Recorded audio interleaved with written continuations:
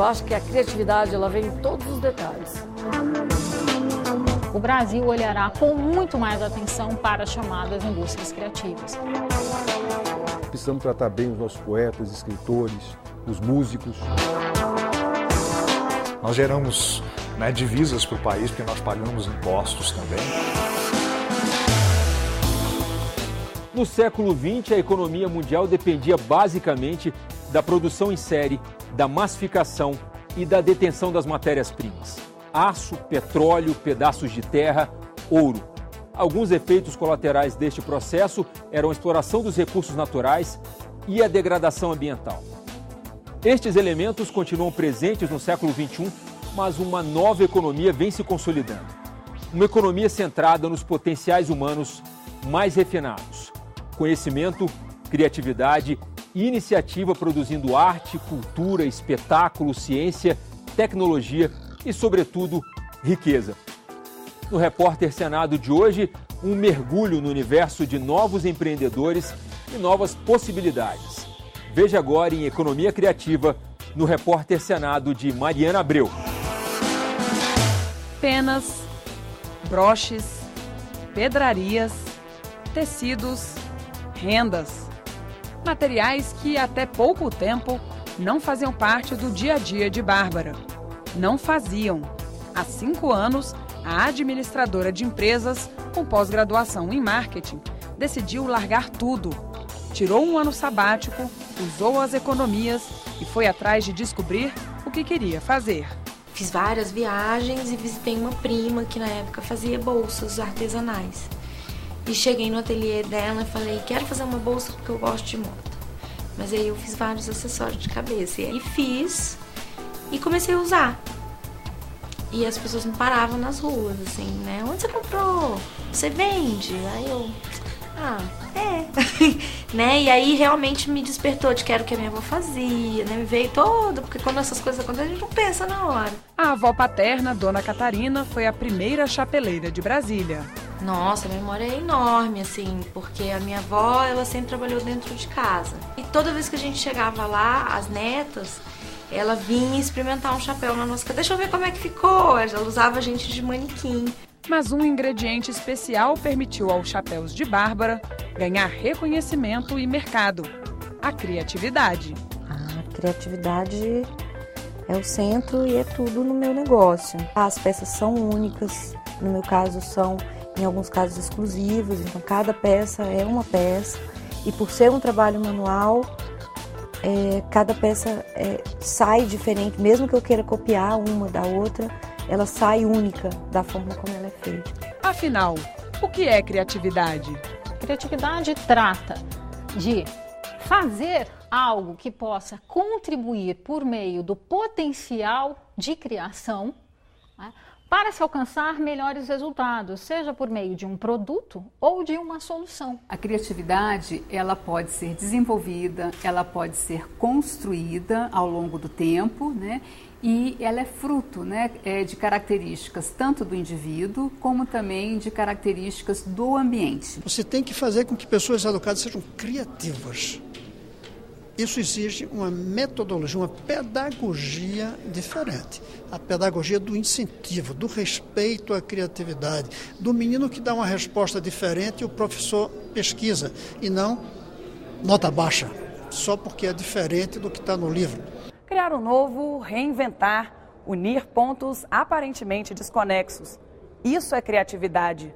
O fenômeno não é novo. Desde o início dos tempos, boas ideias vêm ajudando a encontrar soluções para velhos e novos problemas. A descoberta do fogo, por exemplo, mudou o rumo da humanidade. Dominá-lo permitiu ao homem pré-histórico se aquecer, proteger-se dos predadores e cozinhar os alimentos. Outras grandes inspirações permitiram a invenção da roda, da escrita, da penicilina e da tão popular internet. Mas a criatividade também pode estar nas pequenas coisas. Por exemplo, essa cestinha, né, que normalmente a gente utiliza o quê? Para guardar coisas, tá? O que a gente observa? Um novo uso foi dado a esse objeto aqui, ou seja, uma série de fitinhas, né, foram colocadas aqui, você vai fazer o embrulho, um presente, não fica aquelas fitas caindo, saindo da sua mão, rolando, né? Então você observa que foi colocado aqui esse palitinho, né, para encaixar as fitinhas. Ou seja, isso aqui é uma maneira de olhar isso aqui de um outro ponto de vista, de um outro ângulo, né, de atribuir um novo uso a esse objeto. Não é à toa que ela está na moda. Matéria-prima de inovações, a criatividade é a base de uma economia que ganha cada vez mais espaço. A economia criativa. O conceito vem do termo indústrias criativas, inspirado em um projeto australiano. O conceito de indústrias criativas nasce na Austrália. Há 20 anos atrás, um primeiro-ministro australiano disse que a Austrália tinha grande vocação para se tornar uma nação criativa. E aí a palavra criatividade foi associada às indústrias do simbólico da comunicação, às indústrias da cultura. Esse conceito vai ser tomado pelo John Majors na Inglaterra e eles criam um Ministério das Indústrias Criativas. A Inglaterra se torna uma grande referência. O Reino Unido identificou 13 setores com potencial para a criação de riqueza e geração de empregos e que nascem da criatividade, habilidade e do talento individuais. O movimento ficou conhecido como Creative Britain.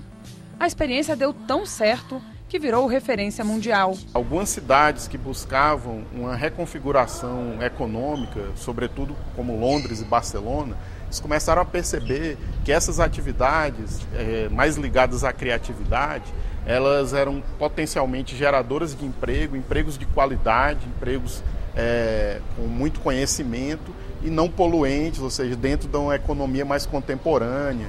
Segundo a Unesco, o comércio mundial de bens culturais saltou de 39 bilhões de dólares em 1994 para 59 bilhões em 2002. O problema é que os benefícios ainda se concentram fortemente no Reino Unido, nos Estados Unidos e na China. A América Latina e o Caribe juntos não representam mais de 3% do mercado. No Brasil, a economia criativa começou a ser discutida em 2004, durante o encontro em São Paulo da UNCTAD, braço da ONU que trata de desenvolvimento. Mas só 8 anos depois, o país criou a Secretaria de Economia Criativa. A missão? Propor, colocar em prática e monitorar políticas públicas para o desenvolvimento local e regional, priorizando o apoio aos profissionais e aos micro e pequenos empreendimentos criativos. Quando a gente fala de economia da cultura, a gente está falando especialmente da economia voltada ao patrimônio cultural, que tradicionalmente a gente divide em patrimônio cultural material e imaterial, e a economia das artes, as dinâmicas econômicas que envolvem as artes, como a dança, a música, também as indústrias culturais, como o cinema, como a indústria do livro. O conceito de economia criativa é um conceito da economia da cultura ampliado. E aí são incluídas nessa economia também as chamadas criações funcionais. É o caso da moda, é o caso do design, é o caso também da arquitetura e do urbanismo. A decisão de criar a secretaria junto ao Ministério da Cultura tem recebido críticas. A meu ver, deveria ser um movimento interministerial, preferencialmente abraçado pela própria Casa Civil, a exemplo do que foi observado na Inglaterra, no governo do Tony Blair. Uma pasta independente com articulação com todas as demais pastas representantes daquele país. O conceito de economia criativa adotado pelo Ministério da Cultura também vem sendo questionado. Como deixar ciência e tecnologia de fora? Então, ciência e tecnologia talvez seja o estado da arte da produção intelectual. E talvez seja a ferramenta mais poderosa, e isso acredito que eu possa falar em termos de consenso mundial, né? Quando se fala de desenvolvimento nas mais diferentes esferas. Tem várias coisas que têm que ser equacionadas, né? Capacidade o elemento conceitual, que é fundamental, e depois a capacidade do Ministério atuar de uma maneira consistente ao longo do tempo. Porque, do contrário, a gente tem aquelas tradicionais políticas que são muito interessantes do ponto de vista conceitual, mas na hora de usar os instrumentos propriamente de ação política, de planejamento e da consistência e sustentabilidade para a política, a gente vê que sempre fica algo a desejar. Existe um mosaico, né? E como a gente estava conversando, a economia criativa, principalmente uma economia criativa brasileira, ele é necessariamente um processo em construção. Esse entendimento que são vantagens comparativas ligadas a determinada população, determinada nação em um determinado território, onde o processo produtivo e criativo ele é mais focado realmente no software, ou seja, na inovação da criatividade, do que no hardware, ou seja, numa força de trabalho ou um pedaço de terra. A UNCTAD define a economia criativa como a economia do intangível. Já o Sebrae... Economia criativa são negócios que geram valor a partir da criatividade. Tudo aquilo que o ser humano, com a criatividade dele, consegue o seu recurso, consegue o seu sustento, isso é considerado no mundo como economia criativa. E aí tem saído agora alguns recortes do que seria isso, economia criativa, né? E aí nós podemos pensar na toda a cadeia produtiva da economia da cultura e algumas áreas afins que estão em volta, tecnologia, gastronomia, o artesanato. Segundo Rossana Pavanelli, para entender do que economia criativa trata, é preciso primeiro compreender 3 conceitos. Economia consiste na produção, distribuição e no consumo de bens e serviços, ou na arte de utilizar recursos limitados para atender demandas ilimitadas, promovendo o bem-estar social. Indústria são setores que geram emprego, renda e riqueza por meio da comercialização de produtos, contribuindo para o crescimento da nação. Criatividade é a capacidade de fazer uma coisa de maneira nova ou diferente do habitual para alcançar melhores resultados. Ou seja, a economia criativa compreende setores e processos que têm como combustível a criatividade, em especial a cultura, para gerar localmente e distribuir globalmente bens e serviços com valor simbólico e econômico. Nós temos a indústria da moda, a indústria do design, a indústria do cinema, a indústria fonográfica, a indústria das artes e das representações e manifestações populares de uma forma geral, né?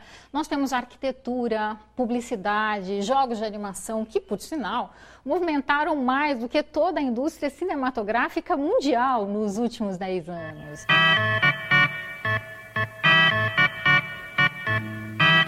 E essas indústrias, elas acabam sendo transversais, em sua grande maioria, às cadeias tradicionais, né? Como nós já dissemos a respeito do exemplo da indústria do design, quando ela possibilita uma indústria tradicional como o setor automotivo, setor moveleiro e dentre outros tantos segmentos, até mesmo a indústria alimentícia, né?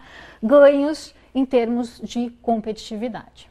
Então a gente está falando de setores criativos que movimentam uma economia, que essa economia é por natureza uma economia da abundância. A abundância por quê? Porque ela é fundamentada na nossa criatividade, na nossa capacidade de inventar, na nossa capacidade de agregar valor a produtos tradicionais. A economia criativa se caracteriza pela abundância, pela sustentabilidade social e pela inclusão produtiva.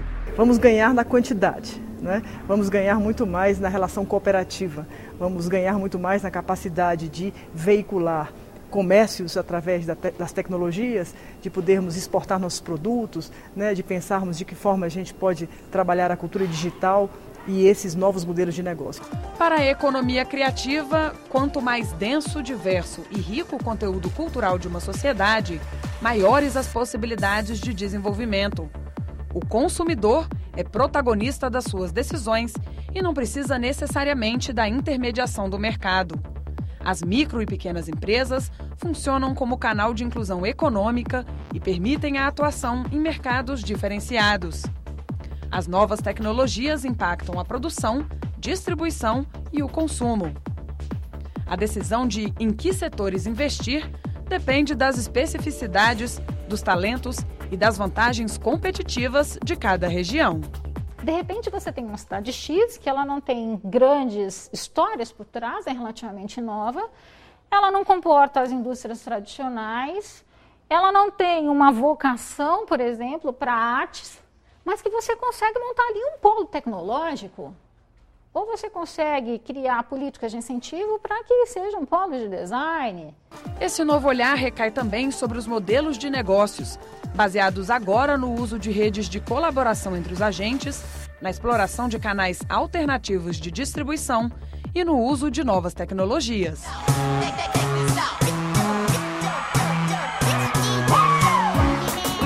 Um fenômeno musical nascido em Belém, na região amazônica, criou uma forma diferente de tornar os artistas conhecidos.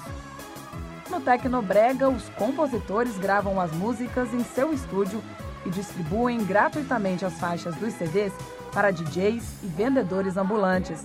Os primeiros tornam as músicas conhecidas.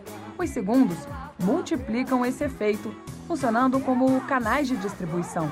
O músico então ganha ao ser contratado para os shows. Segundo pesquisa da Fundação Getúlio Vargas, em 2006, o Tecnobrega congregava 140 bandas, 700 conjuntos de equipamentos e 860 vendedores ambulantes, produzindo 4.300 festas por mês e gerando 6.400 postos de trabalho diretos. É perceber que desde a produção do instrumento musical, até o criador que escreve a música, até o papel da partitura, até a loja que vende, até os shows ou os espetáculos musicais, tudo isso faz parte de uma cadeia produtiva.